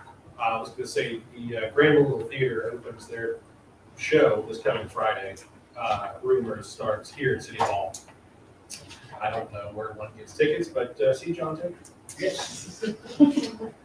You can go online, or you can have booking office downstairs. If you want, you can get tickets. Okay. And is that show starting at 7:30 or at 8? 7:30. 7:30, show starts at 7:30 and tickets are at 10? 15, I think. 15, and there are, you get reduction for senior tickets and for students. I'm not sure exactly how much, I haven't got it in front of me, Okay. but there is a reduction. What constitutes a senior? Me. It's just, You might be 2 years. I'm a senior. His hair constitutes. Okay, excellent. Anything else to add to the calendar? Yes, Yes, sir. Shriners Fish Fry tomorrow. I love that fish. That's on Roxborough Road, Shrine Club. It's the first year since COVID that you can actually dine in. So And it's being held at, it's Shriners Club on Roxborough Road. okay, Shrine Club on Roxborough Road. And it starts, It's around about 11:30 and it goes on to the evening. So it's okay, so it's They shut up. great, and you don't automatically have to have a ticket in advance. No, you can go ahead, you just, Okay. from what I understand. Excellent. Wonderful. Okay, then starting down, Commissioner Lumpkins, anything to add? Okay, Commissioner Bullock. I had asked if there was any update on plans for the armory.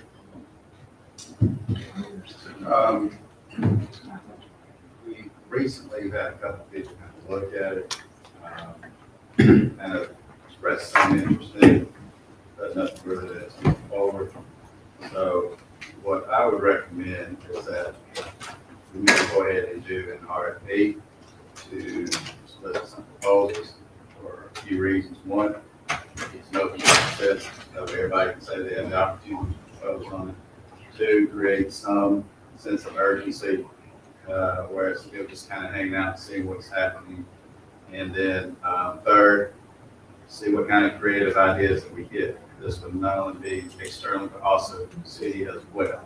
And then you could select from that process of who we want to talk to and then move forward with that. So that would be my suggestion to council that we go ahead and do it. Thank you. Quick question. I thought we were working on our own use for the armory.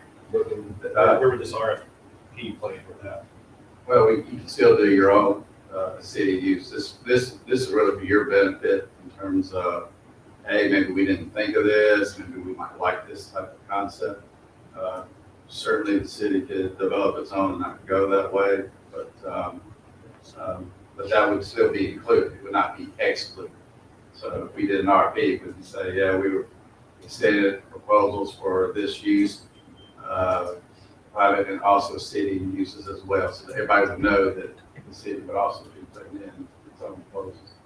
Not to belabor the point, last I heard that there was some joint work being considered between the county, the city, and some other entities as well, whether it was a UNC school of government or something along those lines. Someone.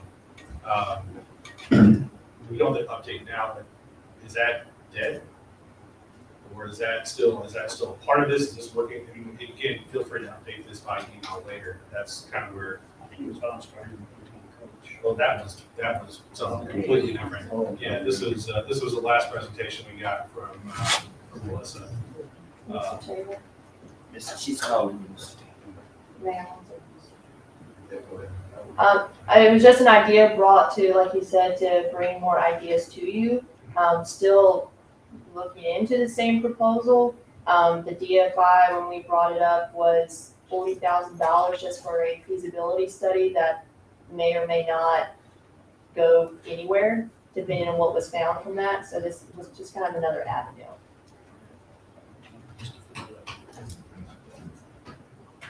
Okay, thank you, Josette. You're good for the moment? Mayor Pro Tem? To the mayor, the board, every city staff person, especially our chief of police back there. I don't have a green thumb, but I'm gonna try to keep the plan alive.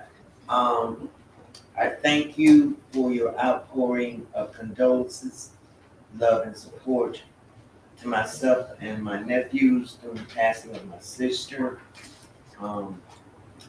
As we said in the Army, it was outstanding to know that each of you took the time to think about us. I thank you. This is my thanks until something comes in writing. But I really don't like buying cards because they are other people's words. So I will be putting something in my own words. But until then, thank you. Thank all of you. Our cards are. I'm so very, very sorry. Commissioner Bridges. Yeah. Before you, I would like to thank the mayor Commissioner Bridges and Commissioner Toll. Your presence is heartfelt. Thank you all for taking the time out of the Saturday to be with us. Thank you. Now, Commissioner Bridges.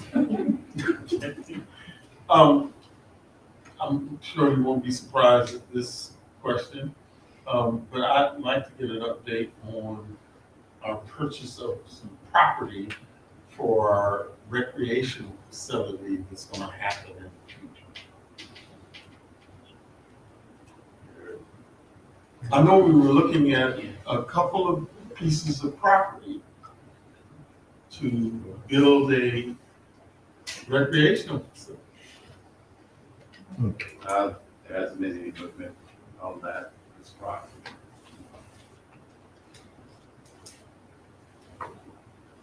Which doesn't mean that there's not been movement at all.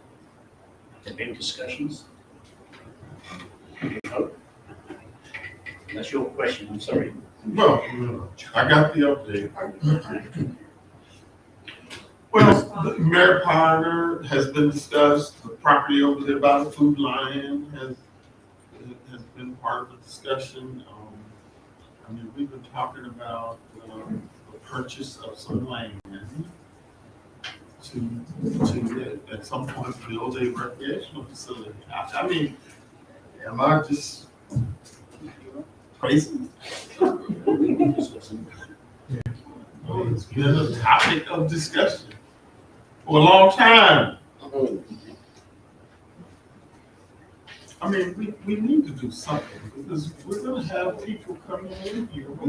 We're building all these developments and neighborhoods and stuff like that. And if we don't start thinking about how folks won't have to drive to Raleigh and Durham to enjoy. Let me put on my agenda, commission for next year. I don't have anything to do on my plate, and I'm looking for something to do. I'll take that on if you let me. If you give it to me, I'll take it. Okay, I got the update. And let's go through, and then what I would like to do is make a request for a short closed session, if possible. So, Commissioner Toby, anything else? Just want to reiterate what Mayor Pro Tem said. It was a beautiful ceremony. And we know that Mayor Pro Tem has been through a lot this past year or so. And my sincere condolences on the loss of your sister. But one thing I wanted to let you know, I don't know if anybody knows it, but our Mayor Pro Tem got an awfully good singing voice. She does. Absolutely marvelous. I was astounded. Thank you. Yes. Particularly Under the circumstances. Commissioner Gilreath. Commissioner Khan. Just reiterating, topic on the Armory, as well as some other topics we discussed for the Central Business District. I would like to get a immediate update in writing from city staff on where we stand, because I feel a little blindsided by where we're currently at, to be perfectly honest. So I'd like to get in writing understanding of where we're at with the projects and proposals, from the Armory to the trees to the engineering work, which were the crosswalks, and other visual enhancements to the downtown business district that this board has discussed, some of which you voted on and approved. I'd like to get that in writing from city staff as soon as possible. From there, I'd like to plan out individual committee meetings and that discussion, so we have an understanding where we are on these topics. And that's it for me. Excellent. Thank you. And so if it's Okay, I would like, if the board so chooses, to suggest that we go into closed session, I think, for purposes.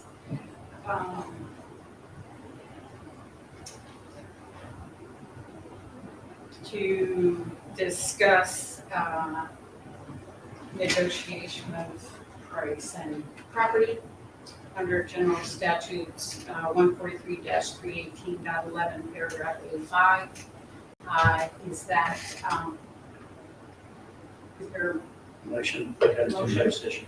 by Commissioner Toby, all in favor? Aye. Okay, so with that, well, you know what? Got it.